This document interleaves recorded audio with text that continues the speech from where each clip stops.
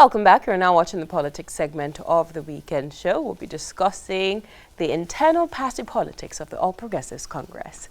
Confusion hit the All Progressives Congress on Monday as a group within the party under the aegis of Progressive Youth Movement, PYM, sacked the Governor May Malabuni-led caretaker and extraordinary convention planning committee. In replacement, the group announced the constitution of a new caretaker committee under the leadership of Mustapha Audu to conduct the party's national convention slated for the 26th of February 2022. In a swift reaction to the development, however, Senator John James, Secretary of the Buni's Caretaker Committee, tagged the action of the APC youths as a felony, describing them as misguided in their quest to usurp the powers which only President Muhammadu Buhari can exercise. On the political segment of the weekend show today, we'll be taking a look at the overall crisis in the ruling party. Joining us to discuss this, we have Princess Zahra Mustapha Audu. She's the chairman of the Progressive Youth Movement of the APC. Welcome to the weekend show. Thank you for having me here. Good morning. And Prince Godswill Edward, who is the APC South rep for the Progressive Youth Movement of the APC. Welcome to the weekend show. Thank you very much. We have royalty on the program today. Princess, Prince. Wow, Andy, don't you feel left out? I mean, we are royalty in our right. In our right. Thank you. All right, welcome to the program, the both of you. So let me start with you. Can you walk us through what exactly is going on? Under what laws and constitution did your youth movement come about this decision to usurp powers from the Governor May Malabuni's I would try to correct an impression, that there is no crisis in the party. The youths are just, we are taking back the party. We're taking back our government. We're asking, not even asking, because they say beggar has no choice. We have a choice to demand for leadership, and we have a choice to represent and present ourselves to lead, because the time to act and the time to lead is now. So what we did was just understanding that there are deficiencies that we have to create efficiency. We're young, vibrant, intelligent young people. And we believe that the APC, over more than, almost close to a year now, or more than a year, the APC was given the mandate to conduct a convention to set up new leadership. And we are watching. The PDP have come up with theirs. We are the leading party and we're supposed to show some level of leadership. So when we begin to see that every 6 months, they come up again with various dates and we're not sure of the dates, and we came together as young people. And don't forget the power of the citizens. What makes a political party is the level of people in that political party. We are stakeholders of the party, not because we are young people, but because we participate in all party activities.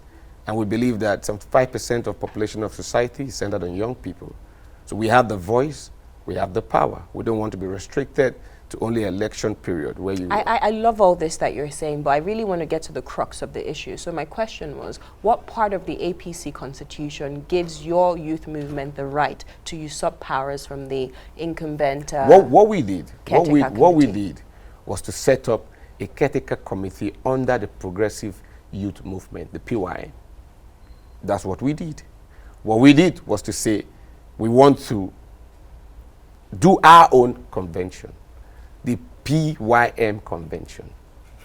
The PYM is not in support of the caretaker because we believe that they have been there since they were put together and given a task to do a job. They haven't.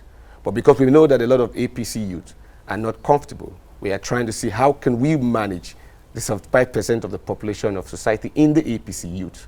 How can we do our own convention? How can we begin to show the leaders that we're ready to lead, now or never? How do you show leadership they're ready to lead? Is to come together and say, what are you doing on your own? As an organization, we should be able to show them what we can do, our capacity, what we can do as a people, what we can do as an organization, to be able to show the youth that we have leadership. And then if we look up to our fathers and we feel they are not doing what we think is right, so what we did was not to tell them to their face that they are wrong, but to also tell them our grievances and at the same time begin to show them how leadership is run by practically setting up our own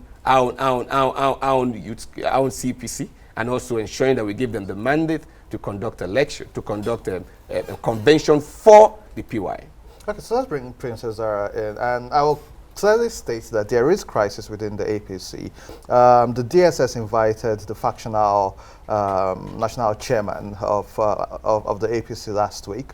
In Kwara State, there are crises between the current Minister of Information and the governor. In Ondo State, they were also in the news, and then also in Kano State, Gandu J versus Kwankwaso.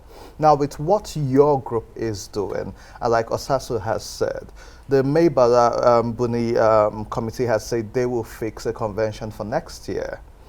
What legal backing permits your faction to operate the way it is? And is it pitching tents with the recently expelled factional leader of the APC? Okay, so I'll take it from this angle. We just finished our revalidation membership drive in February, and the numbers that came in basically said to us that how out of the 40 million new members of the APC who revalidated their membership and those who joined, 35 million are under the age of 50, right? So we are majority within our party. We're still in a democracy, right? And in a democracy, majority carries the vote. So we'll go back to our own APC party constitution. The caretaker committee is a foreign concept to us. There is no reference of the caretaker committee within our constitution, right? So you can't even build nothing on nothing. That's where we start from. Secondly, when the actual National Working Committee was dissolved, right? There wasn't any. It wasn't a decision that was taken by majority. Yes, we had issues. We're not aware. We, like all stakeholders, all the young stakeholders, we read about it on the newspaper like everybody else, that they were dissolved. Yes, the NEC sat, which the NEC comprises of the entire National Working Committee, governors, president, vice president, some Senate representatives, some House of Representatives, etc. They sat and they dissolved the National Working Committee, right? And they gave the caretaker committee a 6-month tenure to try and conduct a convention to replace the NWC, because the National Working Committee is the heartbeat of every party. Without that, I don't know what we have. That's the truth. When the 6-month tenure was given, because the NWC was part of that meeting, there was some legitimacy to what was being done. It was foreign. It was something we've never ever, but sometimes circumstances call for, circumstances may put you in a situation where you have to do things that are extraordinary, which is why it is called an extraordinary convention planning committee, because it's not something we're used to. They were given 6 months. At the end of the 6 months, they were unable to do anything, in my opinion. They told us they were going to carry out revalidation of memberships. As we sit today, I was a very active member, active party member in that revalidation exercise. As we sit today, none of this thing is actually digitalized. We cannot tell you categorically in this zone we have, it's all on paper. This is 2021 and it's still all on paper. We are the ruling party. We're able to do under the leadership of our president, we've been able to do the NIN registration. We've been able to digitalize everything. Why can't we digitalize our membership? So automatically, for me, they failed, because I thought the whole point of revalidation was so that we would upgrade from what we had before to something better, right? We already had members. We always had members. So what was different between making each and every one of us go back home and say we are still members? What did we gain that was different? That's one. Secondly, right, we will now go on to the extension. They asked for a further 6 months. At the point where they asked for a further 6 months, they went into the presidency and they came out and told us that Mr. President gave them an extended 6 months mandate. I was not privy to that meeting. Majority of the APC, none of the APC young stakeholders was privy to that meeting. I don't know any of us that was inside that meeting. If I'm wrong, let them say so. We're not privy to that meeting, so we don't know that they got that extension, but we kept quiet and we watched. Again, 12 months passed. They go back again after 6 months and come out with another 6 months extension. 18 months. In what society is that rational? Then you need to remember, political parties are simply an association of people that have common interests. It's a democracy, right? So if we the majority stakeholders in the party say, look, we are not comfortable with what you are saying. We are going to try it this way. It is not a crime. What they are trying to do now by inviting the PYM key stakeholders, not just one person, key stakeholders to the DSS. In fact, the plan was apparently to break into our houses, you know, pick us up late at night, come with like massive many trucks, you know, intimidate us, subdue us, lock us up in underground cells or whatever. But the DSS, in its wisdom, understood the sensitive nature of the country where we're at the moment and said, this doesn't make sense. Let's call these people in for questioning and understand what is their motives. Why are they doing this? They keep saying we are being sponsored. You know why? Because they've never seen this level of coordination amongst young people. They don't believe that young people can believe in something enough to put their money and their time and effort in. Because you know what? Their whole political drive is all about making money. The whole power tussle is just to have money and stay in money. But for us, it's different. For us, it's about building legacies. For us, it's about changing Nigeria. For how long can we live in the country as it is? There is a complete disconnect between Mr. President and the people. And do you know who these people, who the barrier is, who the bridge should be? It should be the governors. It should be the APC leadership. But there's a complete disconnect. And the reason why the PYM have spoken is because as citizens of Nigeria, first of all, as stakeholders within the APC, the onus is on us when we see something is wrong to speak up. If you go outside now and you see someone being robbed, would you try and help them or not? Would you turn the other way and say, oh, by the way, it's none of my business? Well, citizens, we're supposed to do the right thing at every given point. What I expect from our leaders at this point in time is not to try and intimidate us, because intimidation won't work. For every one member you pick up, there are hundreds. I read the demands of the progressive youth movement, and it didn't sound, you know, like you guys were asking for too much. You asked for, I believe, 12 out of the 15. We have 27 positions. So we split it. We asked for 12 out of the 27. Because we believe that. So my question is, you asked for 12 out of the 27. So you asked the older people in the party to keep 15 seats while you kept 12 as the progressive youth movement. And first of all, I want your definition on what you define as youth. So what age bracket would you consider youth? I'm going to be honest with you. It's not so much youth. It's young stakeholders we're talking about. So everyone under the age of 50. That's what those are. And then something that the leadership needs to understand is, yes, we represent the voice of the youth, but many, many, many disenfranchised members of the parties relate to what we're doing and actually sympathize with what we're doing. Do you understand? So when you asked for those 12 seats, what was the response to that? What did they say? I'm going to be honest with you. The Memala Buni, His Excellency, is not currently in the country. That's the caretaker committee that we just dissolved. Yes. He's not in the country. He has reached out through several mediums, but he is currently in Medina, I'm told. Other critical stakeholders within our party have also reached out to us. So we are in conversation and we will continue to talk. But unlike other youth that they've dealt with, we won't back down.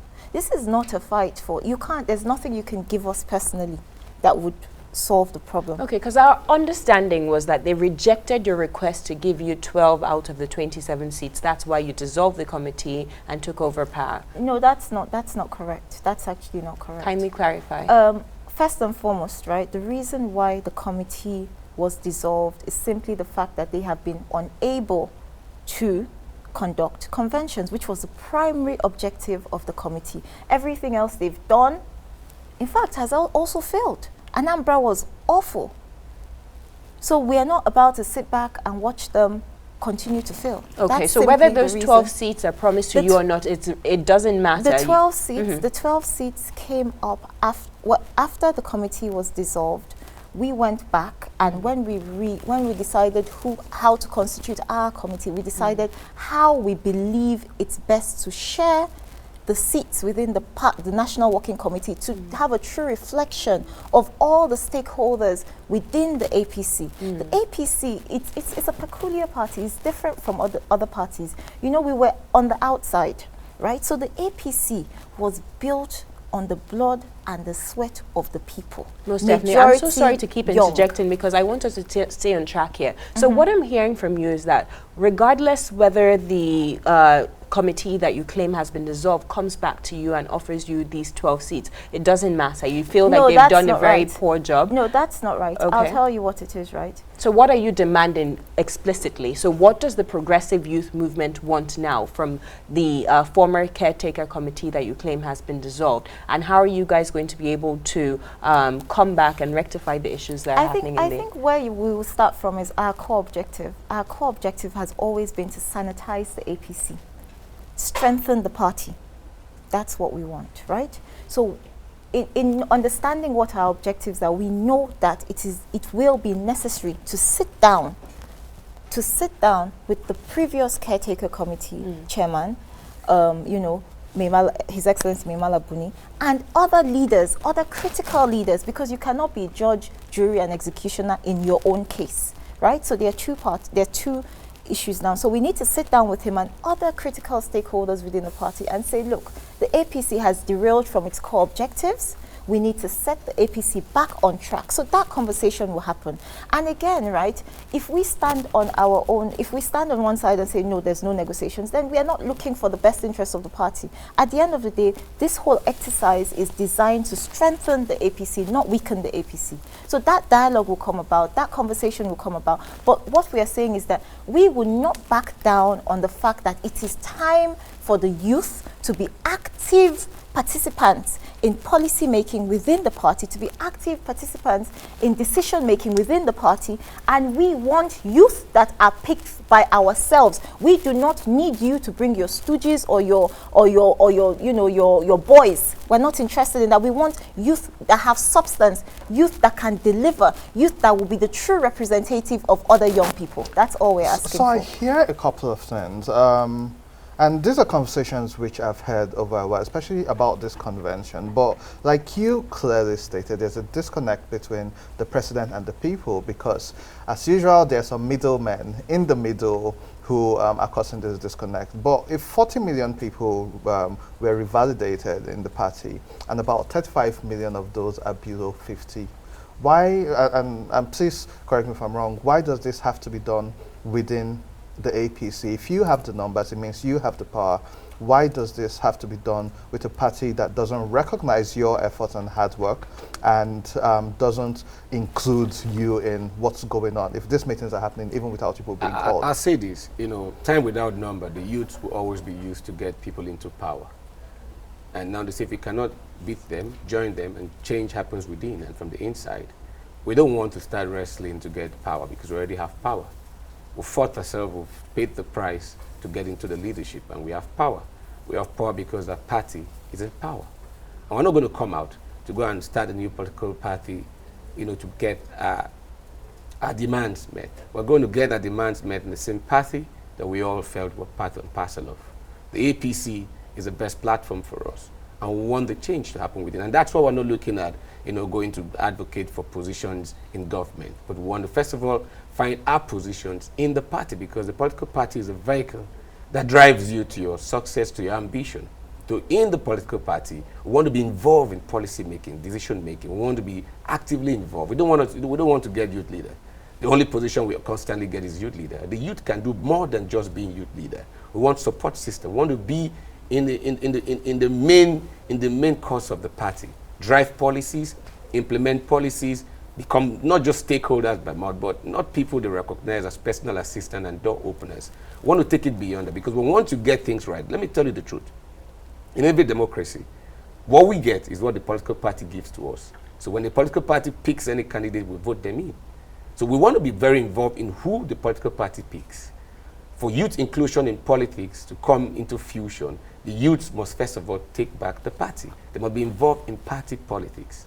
From the party politics to the electoral process, we'll be involved. We're not going to just come and wait for you to give us anybody and we keep doing the work. We have the numbers And we believe that we have taken a position, we've taken a stand. You can see the combination of the PYM. It's the first time it's never happened in the history of Nigeria where youth from all across boards, whether you're privileged or unprivileged, educated or uneducated, everybody is part and parcel of us. We have opened the PYM to accept everybody, every youth stakeholder. We are going around. We're in the Ekiti for the Southwest Town Hall meeting. We had our numbers. We're in Kaduna for the Northwest stakeholders Town Hall meeting. We're going to Calabar for the South. So we are moving, and we're not stopped, and we're not sponsored by anybody. We gather as young people, and we raise funds, and we're intentional. We're very intentional about our demands. You know, the time has come for young people to take their place, and we're calling on all youths out there. Power is not given, it's taken, and that's what we keep saying. We have a choice. We've made our demand. We're not beggars.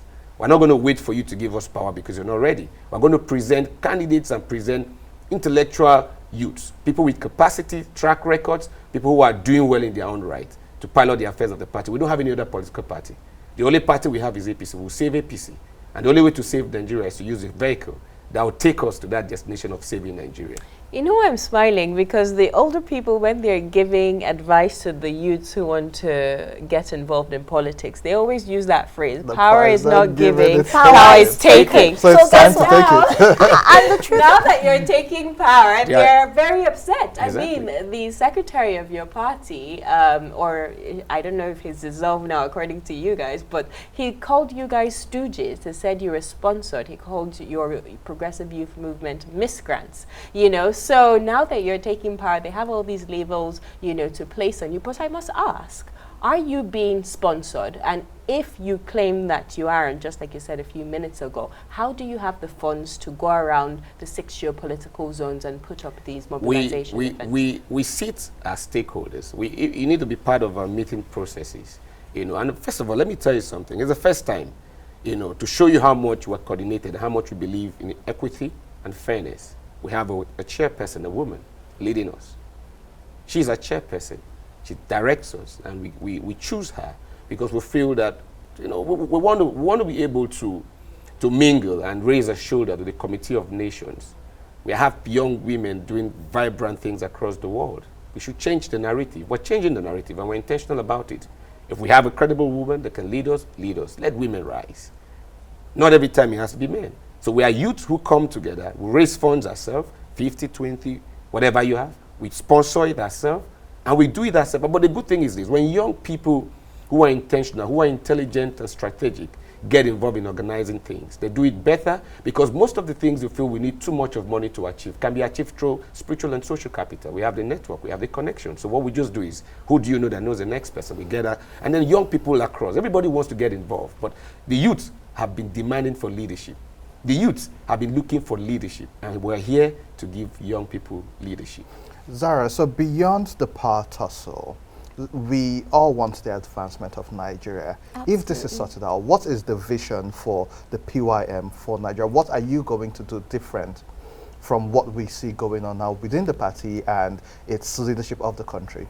Well, when this is sorted out, first of all, this would be a plus for the All Progressive Congress because it would show that there's true internal democracy, which is one of the fundamental objectives of the party. It even states it within our own party constitution that we would fight to ensure internal democracy. We would fight to ensure that people are not oppressed, even though we see they're trying to oppress us.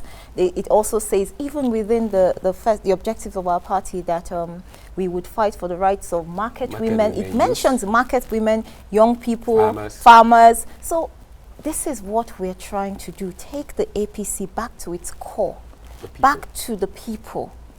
Right. That's one. Secondly, I believe that I know the APC will win the 2023 elections. This is my belief as an individual. But I know that in order for us to win that, we must also be honest with the Nigerian people. We've derailed. Let's get the party back on track. Let's do things right. Let's present to the Nigerian people credible options. Because the next 2023 election now with the, electronic transmission, will be very transparent. There will be no room for a lot of things that politicians have gotten away with in the past. So we need to present credible candidates to the Nigerian people. Not just that, Nigerian people are tired of the recycled faces. And in true leadership, I would say something here. Senator Akpan Udoidehe should stand, and let's see how many people queue behind him. And we as PYM will stand and see how many APC members, young, old, men and women, will queue behind us. And that is why they are scared. That is why they are intimidating us. That's the truth. So what we are going to do, what we are doing now, is basically we're sacrificing ourselves for the Nigerian people. This war, and for that reason, we have no choice. We must win this battle. We must win this battle, because for us, it's all or nothing. That change must come. And like they say, an idea whose time has come can never be stopped. NSAS was an eye-opener for even us as young politicians. I was impressed. We had people that were way younger than us. But the truth, the problem with it was they didn't have specific goals. The direction was not clear. But the calling, there's whether we like it or not, the nation is ready. The people are ready. The young stakeholders within the country, forget the APC now, are not ready to settle for anything less but a better Nigeria. And I have to quickly ask you, because we only have 1 minute left. I see you have the Speaker, Femi Gbajabiamila, nominated as your representative of the legislator with your Progressive Youth Movement, and the Governor of Lagos State, Babajide Sanwo-Olu, also nominated from the executive arm. Is that correct? Well, we have several people. We have the Speaker, we have the Lagos State Governor, we have the Kaduna State Governor, we have the Borno State Governor, we have the Senate President. In terms of the governors, let me tell you what we did as PYM. We picked the governors who we believe are doing well in their states. I'm not talking about just youth, because PYM is about good governance. PYM is about people excelling. We only relate with the best. Membership, to be a member of the PYM, you're a certain caliber of youth. Youths are in different grades. That's the truth, even within our political party, and we know it. So when you talk about your objective being clear, that you want fresh faces in governance, are you also talking about these people that you've just mentioned? With regards to us, right, PYM will never be seen or interested in working for anybody who is not part of our generation. That's not our motive. We are not that class of youth. Like I said, there are different grades of youth. Right? The PYM will continue to be focused on a generational shift in power, meaning that we're going to clear the political space for more young people to emerge. And those are people 50 years and that's younger. Our core. Exactly. We're not saying that there won't be elders within the government, but we will not. It won't be our job or our duty to work on their behalf. That's not our motive. All right, that's a fine place to leave it. Let me just say something, just few seconds. Okay. We need to understand that the season and the hour for generational shift has come. All right. And the power we seek is what we feel. Most of the people you call, we might see them in power, but we don't feel the pulse of leadership. Leadership must be felt. That's a fine place to leave it. Thank you both so much for your time. Thank you for having us. That's all we have. You're most welcome. That's all we have for you on today's show. Do follow us on social media at TOS TV Network, at Weekend Show NG, at Osasu Igbinadian. And Andy Madake on all platforms. We'll see you same time, same place next week. And until then, take very good care of yourself. God bless you.